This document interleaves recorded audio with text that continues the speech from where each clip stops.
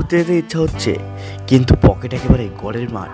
অথবা এমনটা তো নিশ্চয়ই হয়েছে, হঠাৎই মনে হলো ফ্যামিলির সাথে কাছে পিঠে কোথাও যদি একটা সুন্দর দিন বা সুন্দর সন্ধে কাটানো যেত তাহলে কেমন হতো। দূরে ঘুরতে যাওয়ার ইচ্ছে থাকলেও নানা কারণে সবসময় তা সম্ভব হয় না। তাই তোমাদের এই ধরনের সমস্যাগুলোকে মাথায় রেখেই কলকাতার মধ্যেকার সেরা 10টি জায়গার সন্ধান নিয়ে চলে এসেছি।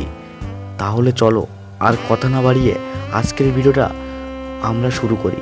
এবার তোমাদেরকে এই সেন্ট পলস ক্যাথিড্রাল সম্পর্কে ছোট্ট করে একটু বলি। সেন্ট পলস ক্যাথিড্রাল ভারতবর্ষের অন্যতম প্রধান ক্যাথলিক চার্চ। 1839 সালে বিশপ ড্যানিয়েল উইলসনের উদ্যোগে এর নির্মাণ কার্য শুরু হয়। নির্মাণ কার্য শেষ হয় 1847 সালে। আর সেই বছরই 8ই অক্টোবর সর্বসাধারণের জন্য চার্চটি খুলে দেওয়া হয়। এটা গথিক আর্কিটেকচারের অপূর্ব এক নিদর্শন। ভীষণ সুন্দর একটা চার্চ, তবে ভিতরে ফটোগ্রাফি বা ভিডিওগ্রাফি করতে দেওয়া হয় না। আর এখানে পার্কিংয়ের সুব্যবস্থা রয়েছে। 2 হুইলারের জন্য নিচ্ছে 20 টাকা আর 4 হুইলারের জন্য 50 টাকা। সেন্ট পলস ক্যাথিড্রাল থেকে বেরিয়ে বাঁদিকে রাস্তা পার করলেই পড়বে আমাদের সবার প্রিয় ভিক্টোরিয়া মেমোরিয়াল। তোমরা যদি শুধুমাত্র ভিক্টোরিয়া মেমোরিয়ালের গার্ডেনটা ঘুরতে চাও সেক্ষেত্রে টিকিট পড়বে জনপ্রতি 20 টাকা করে। আর যদি তোমরা ভিতরের মিউজিয়ামটাও দেখতে চাও সেক্ষেত্রে 30 টাকা করে জনপ্রতি টিকিটের প্রাইস পড়বে। আর একটা কথা তোমাদেরকে বলে রাখি, এই যে টিকিটের প্রাইসটা বললাম এটা কিন্তু শুধুমাত্র ভারতীয় নাগরিকদের জন্য। প্রতিবেশী দেশগুলোকে বা অন্যান্য যে কোনো দেশের ক্ষেত্রে এই টিকিটের প্রাইসটা কিন্তু ভ্যারি করবে। ভিক্টোরিয়া মেমোরিয়াল হল হলো মূলত কুইন ভিক্টোরিয়ার স্মৃতিসৌধ। রানী ভিক্টোরিয়া ভারত সম্রাজ্ঞী উপাধি পেয়েছিলেন। পুরো সৌধটি শ্বেত পাথর দিয়ে তৈরি করা হয়েছে। এই মেমোরিয়াল তৈরির কাজ শুরু হয় 1906 সালে আর শেষ হয় 1921 সালে। চলো এবার মিউজিয়ামের ভিতরে গিয়ে দেখা যাক এখন এখানে কি প্রদর্শনী চলছে। মিউজিয়ামে ঢোকার আগে ভালো করে সিকিউরিটি চেক হয়, তারপরে ভিতরে ঢুকতে দেওয়া হয়। 3 নম্বরে রেখেছি এমপি বিড়লা প্ল্যানেটোরিয়ামকে। এটাও সেন্ট পলস ক্যাথিড্রাল থেকে বেরোলে চোখে পড়বে। স্পেশালি ছোটরা এখানে এলে ভীষণ খুশি হবে। শো টাইমিং টিকিটের দাম আগের থেকে একটু চেঞ্জ হয়েছে। 12টা থেকে শুরু করে সন্ধ্যা 6টা অবধি হিন্দি, বাংলা, ইংলিশে 1 ঘন্টা বাদে বাদে শো চলে। এই মুহূর্তে বিড়লা প্ল্যানেটোরিয়ামের টিকিটের প্রাইস হলো 3 বছরের ঊর্ধ্বে যে কোনো মানুষের জন্য 120 টাকা করে। এই যে 3টে জায়গা তোমাদের দেখালাম এই 3টেই কিন্তু ময়দান মেট্রো স্টেশনের 1 নম্বর গেট থেকে বেরোলে কাছে পড়বে। এখানে আসার ইজিয়েস্ট ওয়ে হলো যতীন দাস পার্ক। মেট্রো স্টেশনের 1 নম্বর গেট থেকে বেরিয়ে অটো বা বাসে পৌঁছানো জেল মিউজিয়ামের ভিতরেই তোমরা বেশ বড় পার্কিং লটও পেয়ে যাবেন। এই জেল মিউজিয়াম সোমবার বাদে প্রতিদিন সকাল 11টা থেকে বিকেল 5:30 অবধি খোলা থাকে।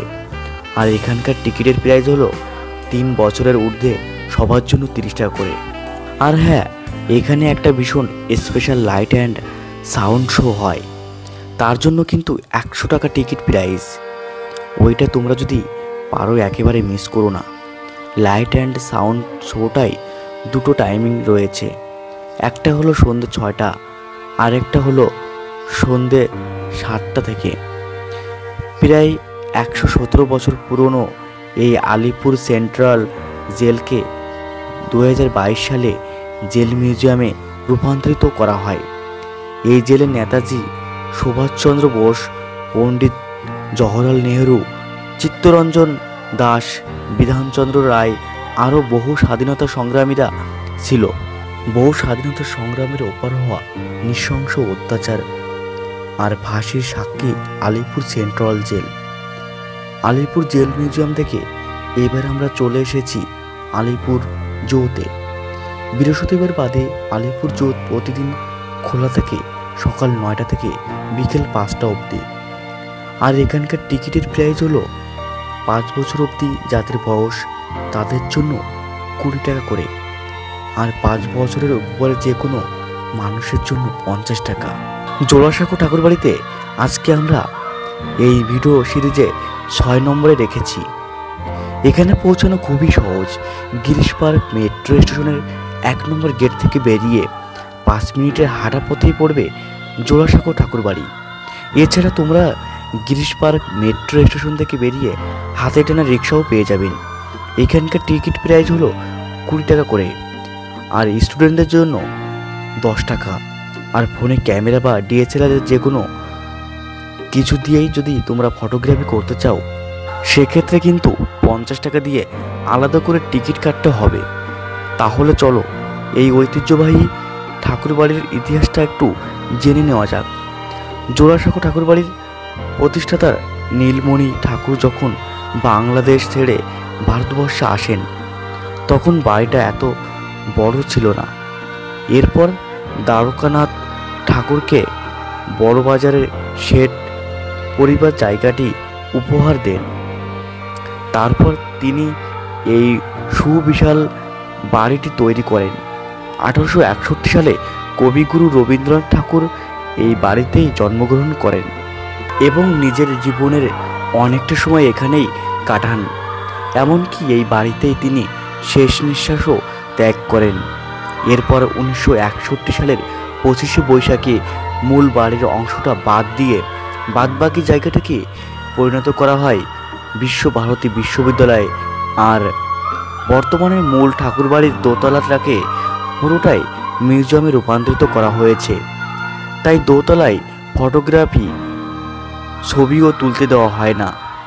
সোমবার বাদে প্রতিদিনই জোড়াসাঁকো ঠাকুরবাড়ি খোলা থাকে সকাল 10:30 থেকে বিকেল 4:30 অবধি।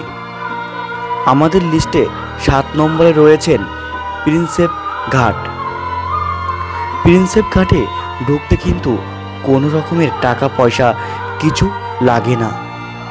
আর প্রিন্সেপ ঘাট হলো খোলা থাকে প্রতিদিন ভোর 5টা থেকে রাত 11টা অবধি। এখানকার নিয়ারেস্ট রেলওয়ে স্টেশন হলো প্রিন্সেপ ঘাট স্টেশন। এছাড়া তোমরা বাসেও আসতে পারো আর প্রাইভেট কারও নিয়ে আসতে পারো, কিন্তু সেক্ষেত্রে পার্কিংয়ের একটু সমস্যা হতে পারে, কারণ এখানে আলাদা করে সেইভাবে কোনো পার্কিং নেই। সবাই রাস্তায় গাড়ি রাখছেন। এবার চলো তোমাদেরকে এখানকার গল্পটা বলি। প্রিন্সেপ ঘাট বর্তমানে প্রেমিকাদের আদর্শ ঘুরবার জায়গা হয়ে উঠলেও এর ইতিহাসটা কিন্তু বেস্ট ইন্টারেস্টিং।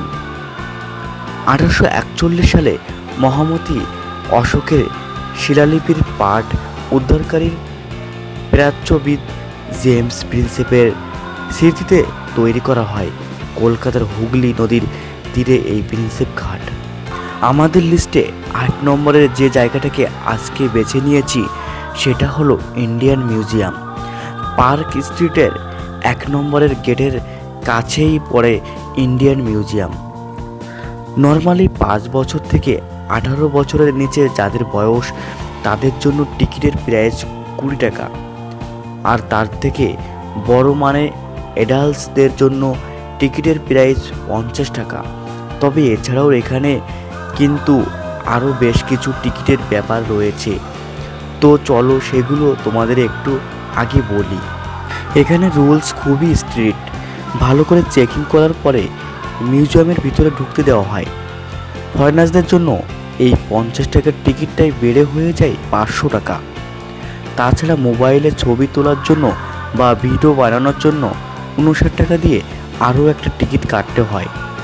আর DSLR-এর জন্য এটাই হয়ে যায় 118 টাকা। তবে এর পরেও মিউজিয়ামের অনেক জায়গাতেই ক্যামেরা অ্যালাউ করা হয় না।